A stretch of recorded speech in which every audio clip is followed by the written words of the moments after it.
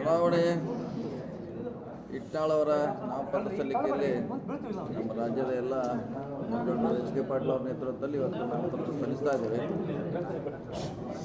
So ಎಲ್ಲಿ ನಮ್ಮ ಪಕ್ಷದ ಅಭ್ಯರ್ಥಿಗಳಿಗೆ ಪ್ರಚಾರ ಸಭೆ ಇರ್ಬೋದು, ನಾಮಪತ್ರ ಸಲ್ಲಿಕೆ ಇರ್ಬೋದು, ಅವ್ರ ಪರವಾಗಿ ನಾವೆಲ್ಲ ಪ್ರಚಾರ ಮಾಡೋಕ್ಕಿಂತ ನಮ್ಮ ವರಿಷ್ಠರ ಆದೇಶ ಇದೆ, ಸಲಹೆ ಇದೆ.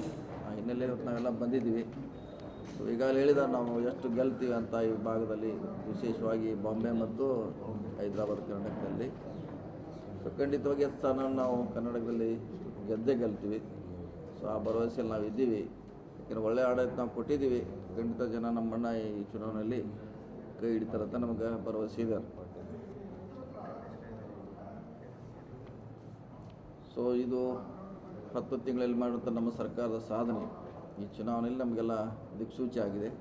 ಆ ಹಿನ್ನೆಲೆಯಲ್ಲಿ ಸುಮಾರು ಹೆಚ್ಚು ಕಮ್ಮಿ 15ರಿಂದ 17 ಸೀಟ್ವರೆಗೆ ಕನಿಷ್ಠ ಗೆಲ್ಲುವಂಥ ಒಂದು ಅವಕಾಶ ಇದೆ.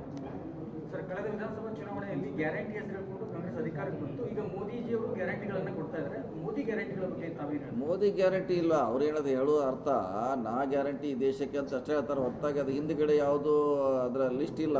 ಶೆಡ್ಯೂಲ್ ಆಫ್ ಲಿಸ್ಟ್ ಅಂತಾರಲ್ಲ, ಶೆಡ್ಯೂಲ್ ಆಫ್ ಲಿಸ್ಟ್ ಇಲ್ಲ. ಅದು ಒಳ್ಳೆ ನನ್ನ ನಂಬಿ ಓಟ್ ಹಾಕಂತ ಅವ್ರು ಹೇಳೋದು. ಹೊರತಾಗಿ ನಮ್ಮ ಥರ ಗ್ಯಾರಂಟಿ 5 ಗ್ಯಾರಂಟಿ ಕೊಟ್ಟಿದ್ದೇವೆ, ಇನ್ನು ಇದ್ರ ಜೊತೆಗೆ ನಮ್ಮ ಸರ್ಕಾರ ಇದ್ದಾಗ ಸಾಕಷ್ಟು ಭಾಗ್ಯಗಳನ್ನು ಕೊಟ್ಟಿದೆ. ಆ ರೀತಿ ಸ್ಪೆಸಿಫಿಕ್ ಆಗಿ ಯಾವುದಿಲ್ಲ. ಅದು ನನ್ನ ನೋಡಿ ಓಟ್ ಹಾಕಿ ನಾನು ಈ ದೇಶಕ್ಕೆ ಗ್ಯಾರಂಟಿ ಅನ್ನೋದು ಹೇಳುವಂಥದ್ದು. ಅದ್ರ ಹಿಂದೆ ಯಾವುದೇ ಉದ್ದೇಶಗಳಿಲ್ಲ, ಯೋಜನೆಗಳು ಕೂಡ ಇಲ್ಲ.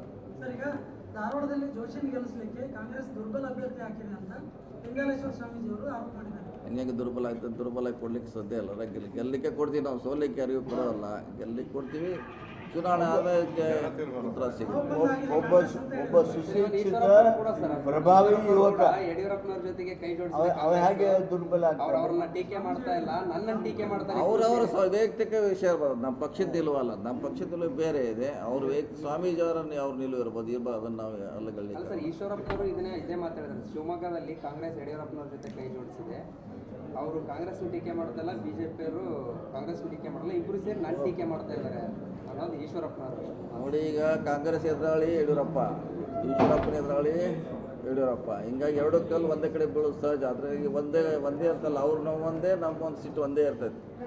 ಈಗ ಹಿಂದೂ ಕೂಡ ಹೇಳಿದ್ರಿ 5,000 ಮಾತ್ರ ಗೆದ್ದರು ಶಿಕಾರಿಪುರದಲ್ಲಿ ಗೆದ್ದದ್ದು. ಈಗ ಆವಾಗ ಇದೇ ಆರೋಪ ಬಂದಿತ್ತು ಹೊಂದಾಣಿಕೆ ಅಂತ. ಅವ್ರು ಗೆದ್ದದ್ದು ಮಾರ್ಜಿನ್ ಭಾಳ ಕಡಿಮೆ, 5,000 ಗೆದ್ದು. ಹೀಗಾಗಿ ಅವ್ರ ಊಹೆಗಳಷ್ಟೇ ಅದು. ಹೇಳ್ತೀವತ್ತು ಅಷ್ಟೇ ಹೇಳ್ಬೋದು. ನಿರ್ಲಕ್ಷ್ಯ